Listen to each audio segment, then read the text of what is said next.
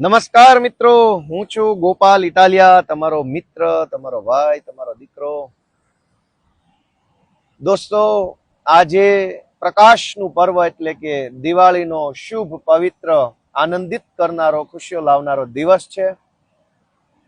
હું તમારા દીકરા તરીકે તમને સૌને આજના આ પવિત્ર શુભ તહેવાર દીપાવલીની, દીપોત્સવની શુભેચ્છાઓ પાઠવું છું.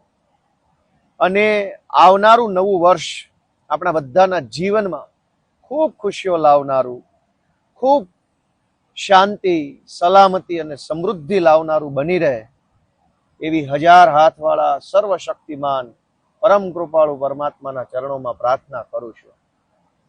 સાથીઓ, આપણે છેલ્લા અનેક વર્ષોથી એવી પ્રાર્થના કરતા આવ્યા છીએ કે નવું વર્ષ આપણા જીવનમાં ખુશીઓ અને સુખ લઈને આવશે.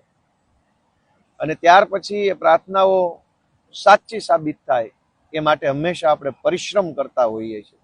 જે સપનું આજે 2025માં જોઈએ છે એ સપનું 2026માં, 27માં, 28માં પૂરું થાય એના માટે અથાગ પરિશ્રમ, અથાગ મહેનત બધા કરતા હોય છે. ત્યારે હું આ નવા દિવસોમાં, દિવાળીમાં, નવા વર્ષમાં અને એના પછીના તમામ જે ખુશીઓ ભર્યા તહેવારો આપણા જીવનમાં આવ્યા છે એ તમામ તહેવારો નિમિત્તે ગુજરાતભરના સૌ અમારા સમર્થકો, શુભેચ્છકો, નાગરિકો, પાર્ટીના કાર્યકર્તાઓ બધાયને હું હૃદયપૂર્વક શુભેચ્છા પાઠવું છું. નવા વર્ષના મારા રામ રામ.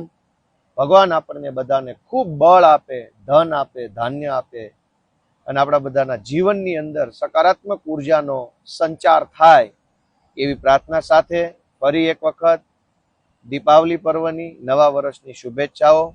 જય જય ગરવી ગુજરાત, જય કિસાન.